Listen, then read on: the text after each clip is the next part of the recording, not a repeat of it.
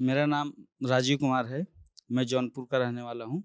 मैं UPSC aspirant हूँ। मेरा क्वेश्चन नेहा मैम से है कि क्वेश्चन को तार्किक कैसे लिखें, उसको अर्थपूर्ण खंडों में कैसे लिखें, लॉजिकल फ्रेगमेंटेशन क्वेश्चन का हम कैसे करें?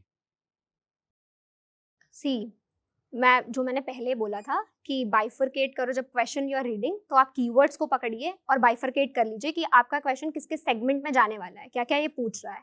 फिर लॉजिकल सोचने का एक जो मुझे लगता है, जो मैंने अप्रोच अपनाई थी, कि जो पहले मैं क्या करती थी, जैसे सर ने बोला ना कि शहरीकरण, तो मैं भी ऐसे ही लिखती थी कि दिल्ली में छोले भटूरे कहाँ मिल रहे हैं, तो छोले भटूरे की बात की है मैंने, और कंक्लूजन मैं बताऊंगी एक लाइन में कि दिल्ली में छोले भटूरे यहाँ मिल रहे हैं। तो मुझे फिर कंक्लूजन का ही 1 मार्क मिलेगा उस 10 में, बाकी मार्क्स नहीं मिलेंगे क्योंकि आंसर में वो था ही नहीं। तो लॉजिकल होने का सबसे सीधी बात है कि पहले तो 360 डिग्री में सोचना है। एक means don't think like a student, like जो हम लोग क्लास 12th में करते हैं या अपने ग्रेजुएशन में करते हैं कि हम पेजेस भर के आते हैं और हम जो पूछा गया वो बता दिया, कॉपी के उस पेज से आया था या वो क्रैम है दिमाग में, बिल्कुल रटा हुआ था, लिख दिया। नहीं, एक बिल्कुल नॉर्मल पर्सन की तरह सोचना है कि अच्छा यार ये इशू है तो इसमें क्या क्या हो सकता है।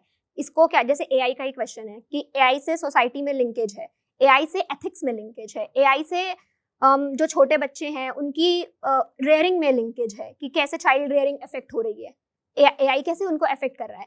तो मीन्स इस तरीके से आपको अलग अलग पढ़ाया जाएगा, या जब भी आप खुद पढ़ेंगे इसको तो आप इसको अलग अलग ही पढ़ेंगे। ऐसे तो कोई भी नोटबुक नहीं है या कोई भी क्लासरूम नोट्स नहीं है जहाँ पर इस आंसर को ऐसे बता दिया जाएगा कि एआई में ऐसे ऐसे लिंकेजेस हैं।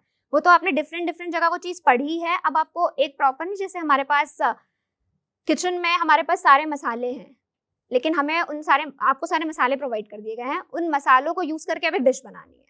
तो वो जब आप एक प्रॉपर डिश बनाएंगे उस मसालों को सही सेगमेंट में यूज करके कि कौन सा कितना लेना है कहाँ से, तो वो एक लॉजिकल फ्रेमिंग में आंसर होगा।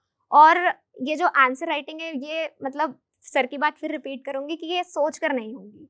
मतलब लॉजिकल फ्रेमवर्क आ रहा है कि नहीं आ रहा, मेरा आंसर किस लेवल पर है, उसके लिए मुझे लिखना तो पड़ेगा।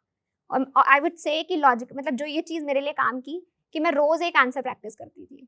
तो मतलब मेरा जो प्रिपरेशन ईयर था 2022, तो मैंने इसमें रोज़ एक आंसर राइटिंग प्रैक्टिस करी है, अलॉन्ग विद मंथली टेस्ट करती थी मैं।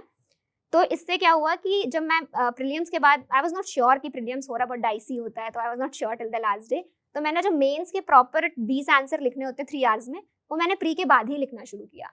बट मुझे तब ये डर नहीं था, कि मुझे ऐसा नहीं था कि मुझे आंसर लिखना नहीं आता, क्योंकि मतलब बहुत सारे बच्चों को ये फियर होता है, वो पढ़ते तो रहते, मतलब उनके पास बहुत अच्छा कंटेंट होगा, आप बोलिए कि आप मुझे टॉपिक समझा दो तो they can explain it very well. But जब लिखने की बात आती है तो उसको कंसाइज करके 2 पेजेस में लिखना इज अ डील। तो उसके लिए प्रैक्टिस करना इज इम्पॉर्टेंट, और लॉजिकल फ्रेमवर्क भी उसी से साइमल्टेनियसली डेवलप होगा, व्हाट आई थिंक इज।